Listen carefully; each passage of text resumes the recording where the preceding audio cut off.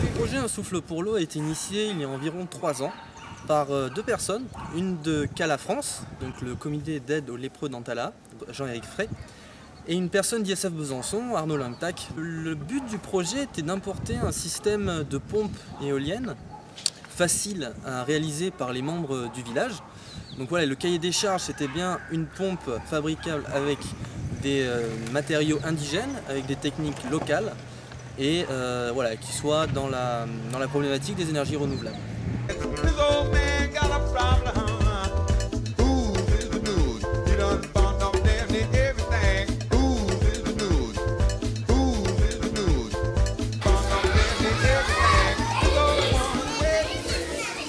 On arrive un peu tard. Bonjour. Bonjour.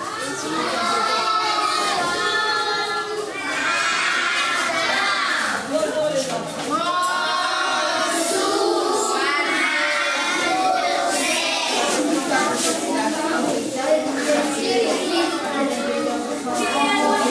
Ils sont malades de la lèpre, ils sont guéris de la maladie, mais ils ont des séquelles que Modeste est en train de suivre. Donc ce sont des maux perforants plantaires et donc bovin également. Et tu as du mal à se cicatriser à cause de manque de repos.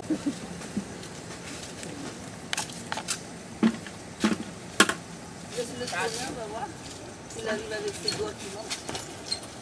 Alors il y a des bazar, ma personnellement.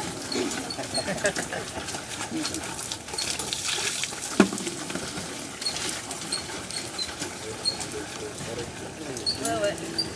Parce que vous êtes venu ici dans notre village, nous sommes très contents, très courageux pour l'élevage de Andilambat, Andilambat qui vont venir ici pour nous aider. Nous sommes très contents et très courageux. Et le ciel Merci.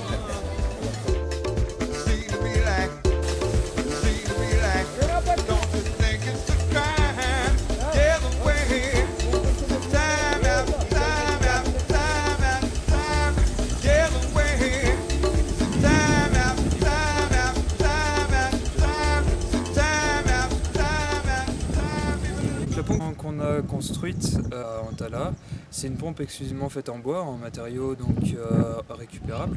C'est-à-dire il y a une chambre à air, il y a du bois et voilà des trucs facilement usinables. Donc le système est relativement simple, c'est juste un tiroir qui va se déplacer à l'intérieur d'une boîte, qui va pousser 2 pistons et qui va monter l'eau à l'aide de clapets pour pas qu'elle retombe. Ça marche à partir d'une éolienne de type Savonius. La pompe, j'ai oublié de le dire, c'est une pompe Valdès. Donc l'éolienne est tout simplement faite à partir d'un bidon coupé en 2 et tout simplement réassemblé pour former 2 pales de l'éolienne, et c'est ça qui va entraîner la rotation.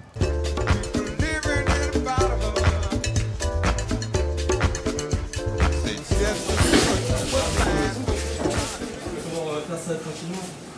Moi je suis Raphaël. Bien. Voilà, donc vous pouvez leur poser des questions à tout moment. Là, on est là pour vous expliquer, dès que vous ne comprenez pas, d'accord. Donc, pour suivre la formation, on va vous distribuer un cahier à chacun, comme ça pour répondre des notes.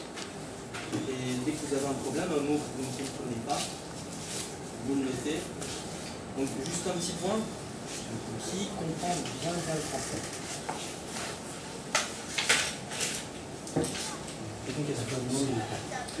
Qui comprend bien le français.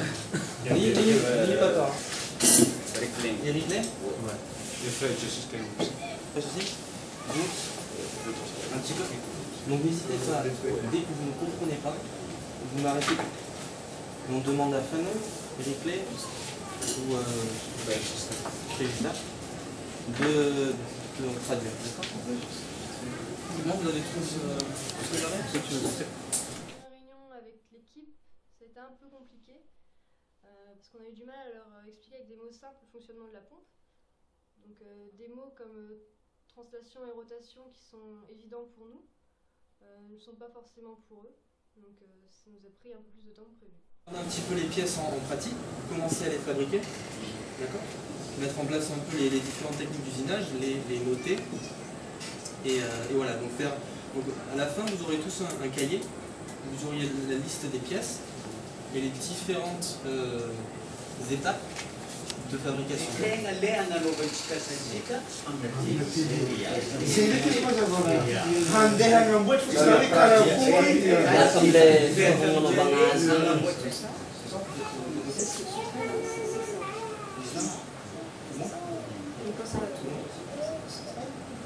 Ça va tourner comme ça. Et ce truc-là, il va pousser le chiffon. Ça va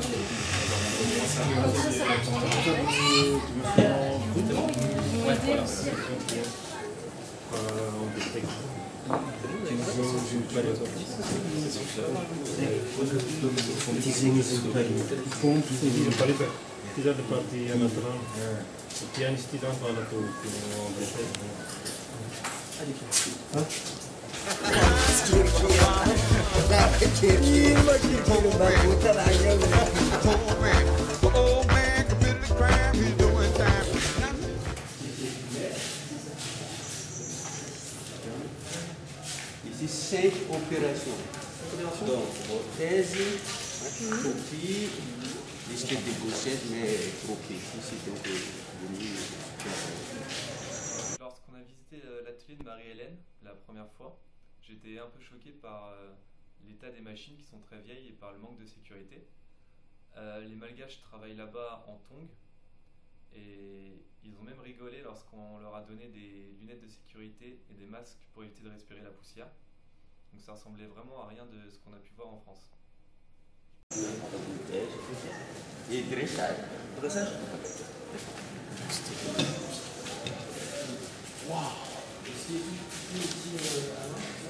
Qu'est-ce qu'on dévisse avec ça?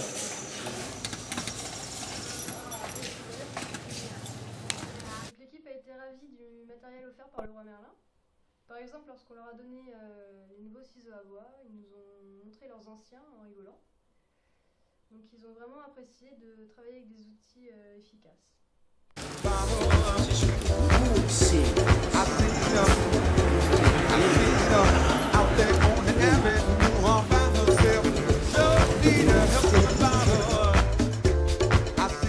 Donc la première étape pour la création du dispositif, c'est la fabrication des différentes pièces. Il y a plusieurs difficultés qui se sont présentées à nous.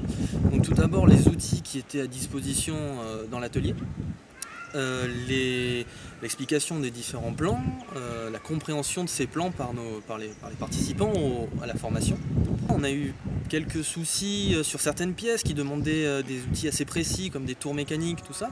Donc il a fallu innover, et là ce qui a été très intéressant, c'est que les personnes formées ont été vraiment force de proposition sur cet aspect-là et ont créé et trouvé des manières d'usinage vraiment très intéressantes et vraiment très surprenantes.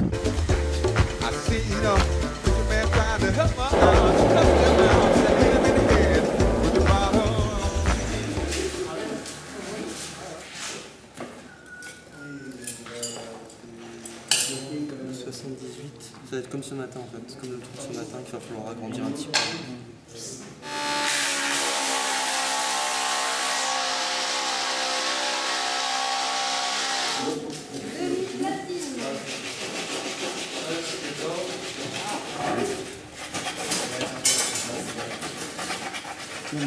Bismillah, ok? Bismillah. Tu veux que je le refasse?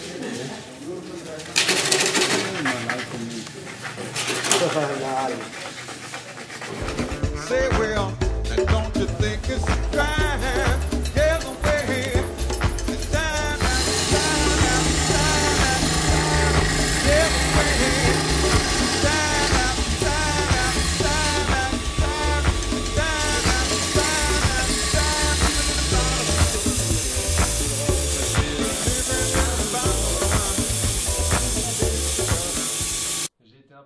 les talents de Ghislain. Il a été très doué et très ingénieux avec le peu de machines dont il disposait. Il a réussi à faire l'excentrique en quelques heures, alors que c'est une pièce qu'on n'a pas réussi à faire en plusieurs semaines.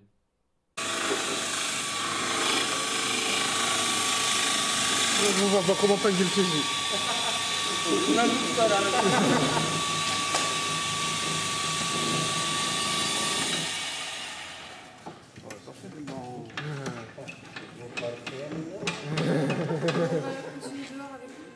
Ah super. 18 sur 20. 18. Encore 18. C'est le premier de la classe.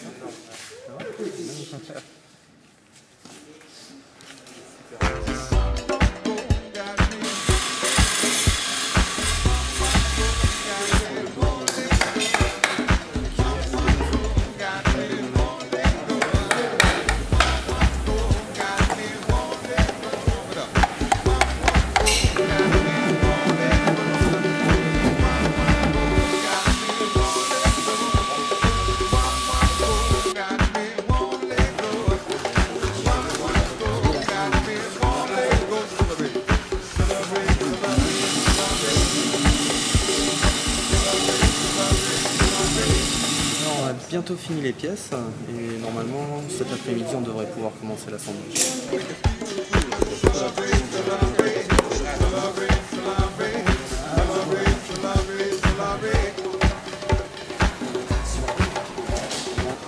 Pour le PVC qu'on a mis autour de l'arbre, on l'a mis parce qu'on avait trop creusé en fait le bois. Du coup pour épaissir un petit peu c'était mieux d'avoir du PVC. Parce qu'en plus de ça, ça peut mieux rouler dessus, ça glisse mieux. Donc pour la durée de vie, pour les frottements, ça réduit vachement. Pour la deuxième étape, c'est-à-dire l'étape de montage, on devait assembler toutes les pièces, donc les pièces terminées, les pièces fabriquées, de la pompe. Là, pour la compréhension des plans, c'était très simple, puisqu'il y avait sur les plans donc, un paragraphe de français et puis des images. Ils n'ont même pas regardé ce qu'il y avait écrit en français, ils ont regardé les images, ils ont su le faire directement.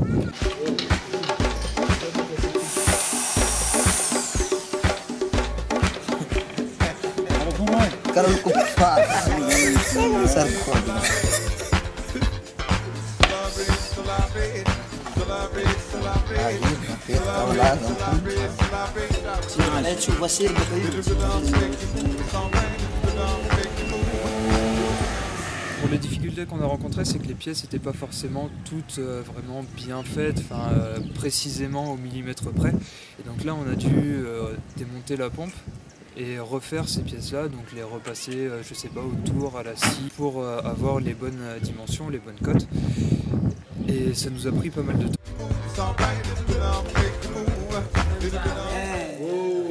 Félicitations. Je suis content, hein.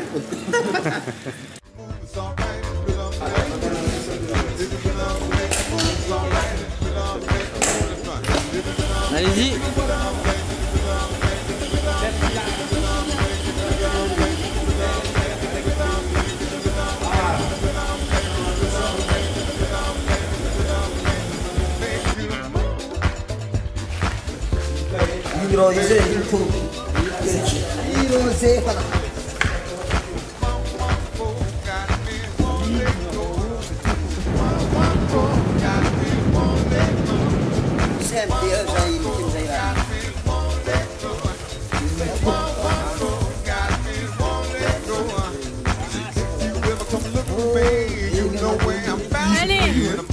Allez, allez.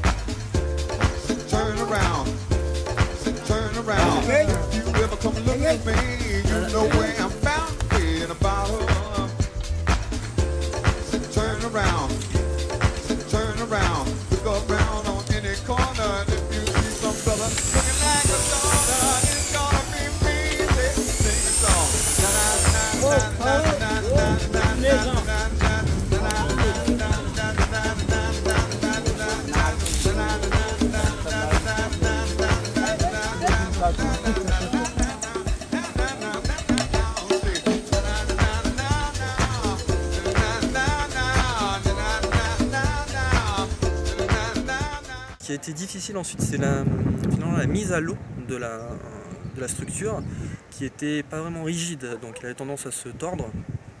Donc ça, on a eu un petit peu de mal, surtout qu'on a dû par 3 fois ressortir la pompe et pour modifier quelques petits trucs.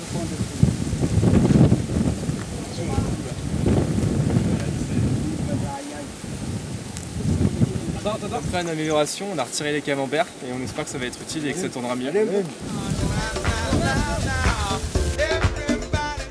C'est-à-dire dernière réunion entre nous pour éclaircir certains points qui n'auraient pas été éclaircis, revenir sur tous les éléments que l'on a fait pendant ces 2 semaines. Il vous a trouvé vraiment très motivé, vous a trouvé efficace et surtout vous avez proposé beaucoup de choses qui ont été bonnes pour le projet. Donc, le chef de village, il a dit de vous remercier d'avoir nous montré comment on fait les pièces, comment faire des montages. Du coup, Ghislain, il a dit, au début, on a eu les moyens, de 16 sur 20. Après, la deuxième, c'est 20 sur 20. Ouais, parfait. Super. Donc, on est très content de voir ces formations, tout ça. On va essayer. D'accord. On vous remercie beaucoup.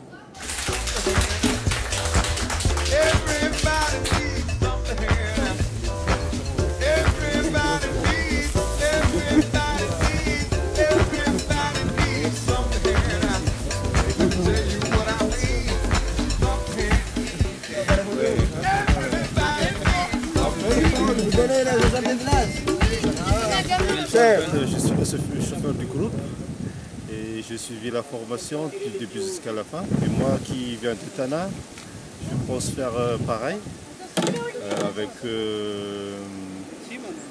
l'aide de toute ma famille.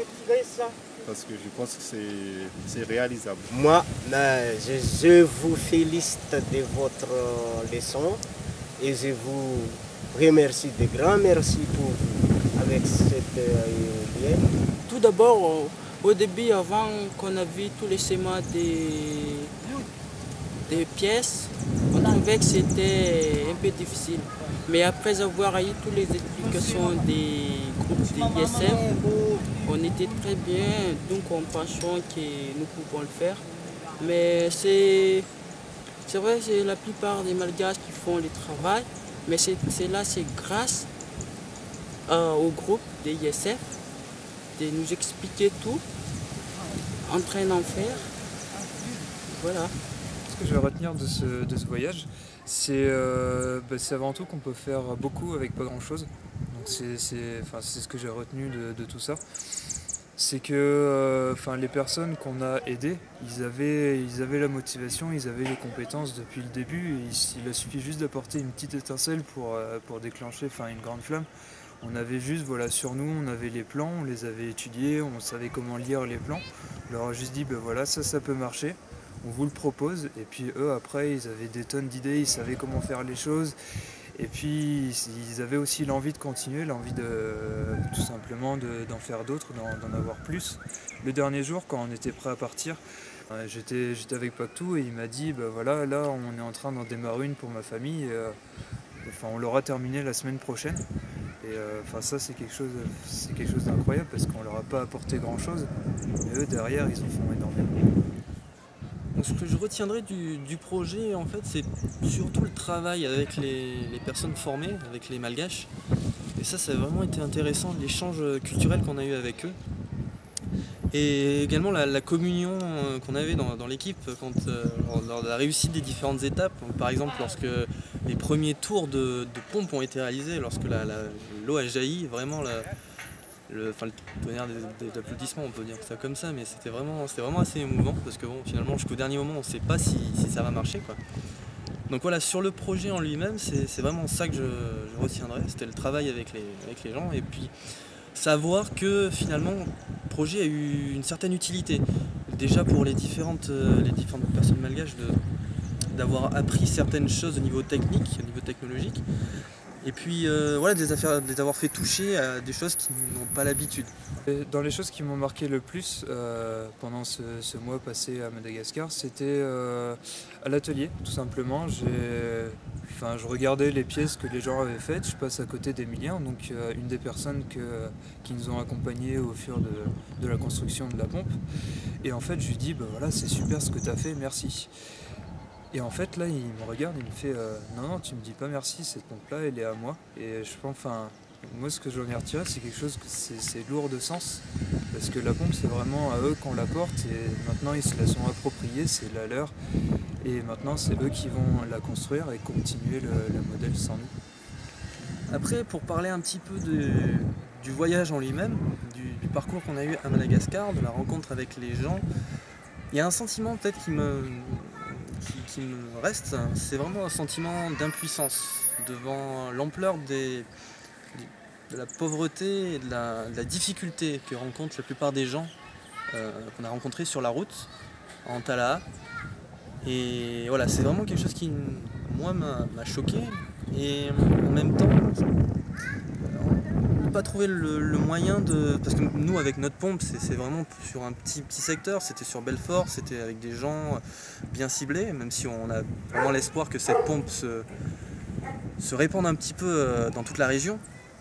Mais après, lors de nos différentes visites sur le village, par exemple, qui était à côté d'Antala, c'était vraiment voir ces enfants vraiment démunis, tout ça, c'était de savoir que nous, avec nos petits moyens, on ne peut pas faire grand-chose pour ces gens-là. Et que moi, c'est vraiment le sentiment de, pas d'échec sur ce point-là, mais un petit peu d'impuissance. Ouais.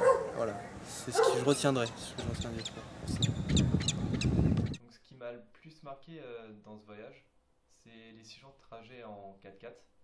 On a traversé la moitié du pays et tous les jours, ça a changé de paysage et c'était vraiment magnifique.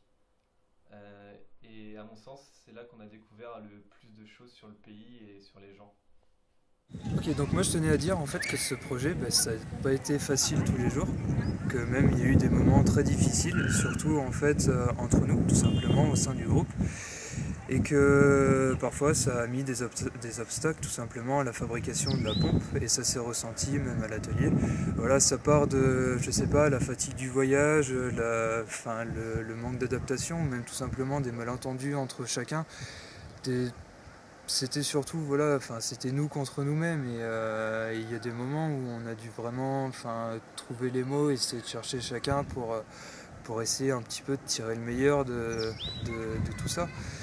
Et bon, ça a été difficile, il y a eu des temps assez longs, mais on a réussi quand même à renouer le contact, à réavoir une parole entre nous, et on a réussi à mettre de côté chacun nos malentendus, nos appréhensions et tout ça pour tirer le meilleur et tout simplement pour faire quelque chose qui n'était pas pour nous mais pour eux.